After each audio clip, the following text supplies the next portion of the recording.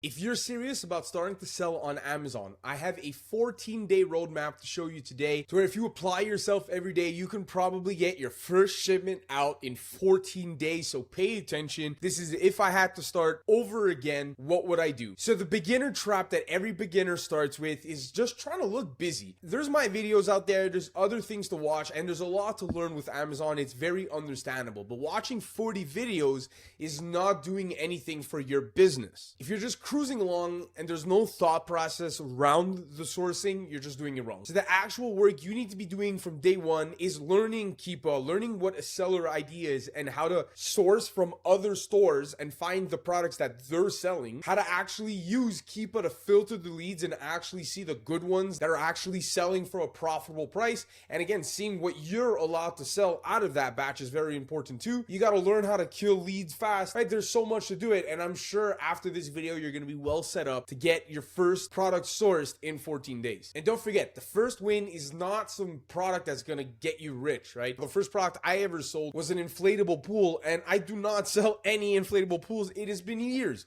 So it's just about getting the ball rolling and then starting the loop over and over again so you can start sending in shipments every single week. So I got the 14-day game plan here. The first 2 days, I give you permission to watch YouTube. Watch my YouTube videos. I have plenty at this point. You should be able to really get all the data you need. You can join my free school academy. The link is going to be pinned in the comments, and in there I have a free course. And just give yourself the first 2 days to learn as much as you can about Amazon. But then after 2 days, you got to get to work. You got to start getting at least 3 softwares: Keepa, SellerAmp, and CanFlip. In my opinion, one of them is mine. I'll showcase it later. After day 3 and day 4, you should be ready to start sourcing. You should probably start sourcing inside day 3 and day 4 after you get all the softwares. But I'm going to give you some time so you can get all the settings worked out. You can watch the proper videos to get comfortable with going around those softwares. But starting at day 5, you got to start sourcing. And I'm going to show you how at the end of this video, the method that you need to be using to source. But you need to get the ball rolling. And this 14-day game plan is if you're dedicating every day to Amazon. That means 5 to 8 hours of work. So if you're not putting in 5 to 6 hours of sourcing time for 3 days, don't expect to get a big box sent to Amazon, right? If you're only sourcing for an hour or two, the 14-day goalpost might have to be moved a little bit, maybe to 21 days. But if you want to do this in 14 days, I guarantee you in 3 days of full-time sourcing, using the method I'll show at the end of this video, you will find leads to send it. And when you do find it, we need to buy small. We're buying small to test.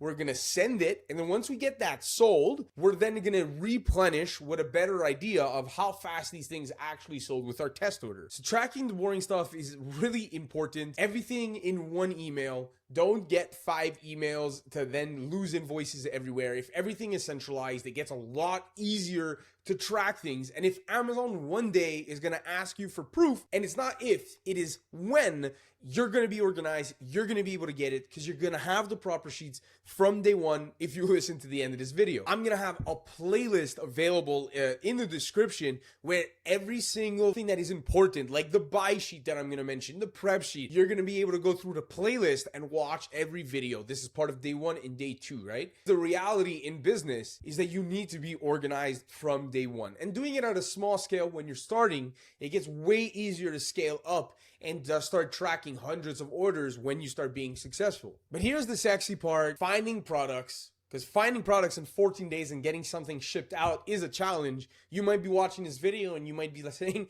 Anthony, I've been trying to find products for 2 weeks now. How are you telling me I'm going to find them in 3 days? Well, again, I'm talking about sourcing for 3 to 6 hours in 1 day. If you can't find one product in 3 to 6 hours using the method I'm going to teach in this video, you need to be in my school asking me questions because there's something wrong with your sourcing method. And generally, the method that I'm going to show you near the end of this video is we're going to be looking for an ASIN, right? An ASIN is a product on Amazon that has a lot of sellers on it. I'm going to show you step by step how to find it. But once there's a lot of sellers on it, we now have a lot of sellers to pick from to go and do a thing called storefront stock. And to do that, we need to get their seller ID. I'm going to teach it different than some other videos. We get their seller ID and we're going to use Keepa Product Finder and we're gonna plug in their seller ID, find every single product they ever sold before, apply some filters into it, use my software called CanFlip, and we're gonna be able to see the products that they sell and see what we're allowed to sell. Because the reality on Amazon is that you're not allowed to sell every brand. So we're gonna take away all the products that we're not allowed to sell, only look at the good ones, and then we're just gonna filter and try to find it at a profitable price. The whole idea is if they're selling it and they're getting it for a profitable price, we must be able to do it too. So it's pretty simple. It's not rocket science. Certainly with CanFlip, it's a big game changer. And I promise at the end of this video, I'm going to do a live showcase from A to Z, how to go from finding the seller ID to on your way sourcing and potentially finding a product yourself to then ship it a little later down the video. Now, here's something to note. When we're looking for other sellers to source from, the big debate is, do you go after people that are new and have low reviews, or do you want to go after people that have more experience that have higher reviews? And the reality is it's a yin yang between both. The low review seller is probably going to be selling more things that you're allowed to sell because they're also new like you. And the more experienced seller is going to have higher quality products, probably coming from Walmart, Canadian Tire, Sephora. And thanks to something like CanFlip, again, we're only looking at the products that you guys share in common that you're allowed to sell. So I like looking at bigger sellers these days, but lower review sellers doesn't mean it's useless at all. And at the end of the day, certainly when I'm going to be doing this live showcase in a few minutes, the idea is once you arrive at a product, you want to determine if you're going to buy it, you're going to pass, or you're going to track. All because the product is bad today doesn't mean it's not going to be good in the future. And if statistically on the Keepa graph we've seen there's opportunity in the past, it means there might be an opportunity in the future, and we want to track that. So the idea is we're using CanFlip to answer automatically the first question, which is, am I allowed to sell it? Is there problems with the listing, like it being a generic brand? Then we got to answer the question is it actually moving? Is there volume on this? And who else is selling it, right? Is there actually room for me to jump onto this listing,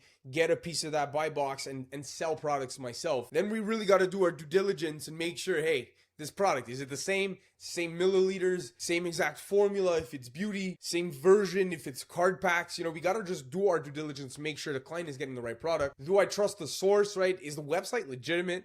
There's ways to go around this. See if they have Google reviews. See if the website domain is brand new. Those are a bunch of like red flags that are easy to discredit bad sources. And then looking at the downside, right? What's the lowest price that it's been in the past 12 months? Can it hit that again? Does it have any shipping on it that makes it unprofitable nearing when you're at the end? So many things can lead to that buy, track, pass, and that's ultimately what we're trying to do when we're sourcing. And the more we can track, the more we're helping ourselves compound in the future and make things easy, and the leads coming to us one day. So day 9 and 10 is when you should be at least buying these products that you've been sourcing for the past 3 to 4 days. And you gotta rip the band-aid intelligently, right? Because if you never buy these products, you're never gonna get started. And that is the first big move for as a new seller. And you don't need to break the bank. Don't go and buy 50 units if it says it sells 50 times a month. Buy 5 to 10. Send in a little test order. Protect your wallet, protect the downside, build the confidence. Once you do that a few times and you start seeing this business model is legit, you're sending in inventory, it's selling. You're sending in inventory, it's selling. Then you can go ahead and buy 50, 100 units when the listing actually makes sense to send in that much. And that's how money is made in this business. That's the reality of it, is you need to be able to go and buy in large quantities when the listing is justified, but you'll never get there if you don't start purchasing in small quantities that are controlled risk for you and your business. And last but not least, tracking your data, right? Sales is basically dopamine, where we see the numbers on the screen, we get a high from it because we can then replenish.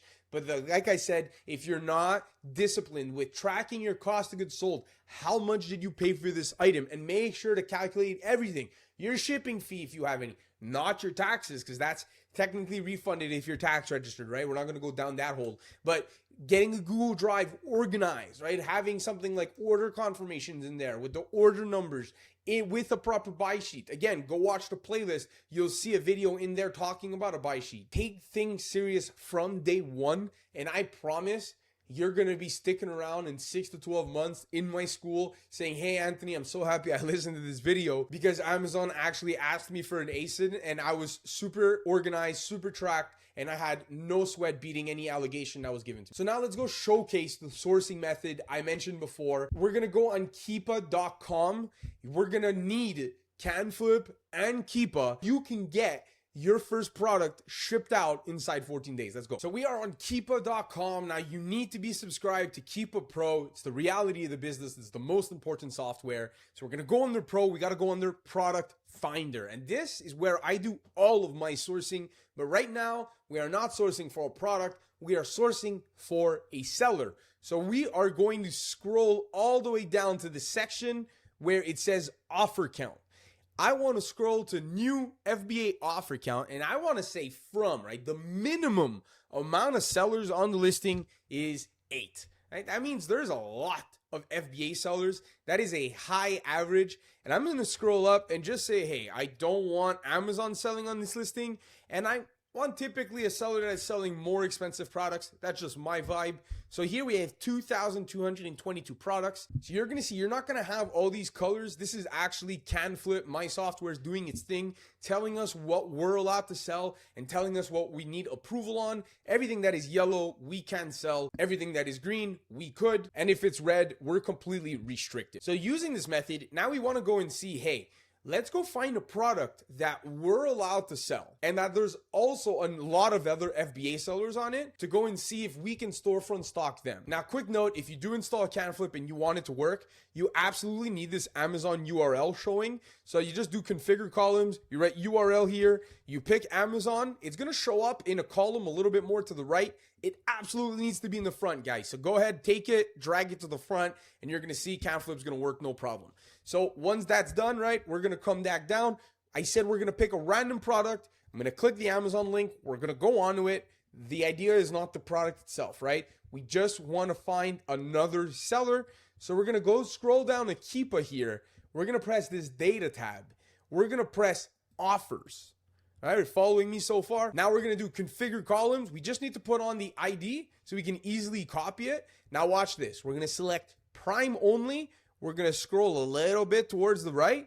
And now we have the review count and the ID. So remember what I said about high reviews, low reviews? I would say that everything above 100, I would say is considered high in Canada.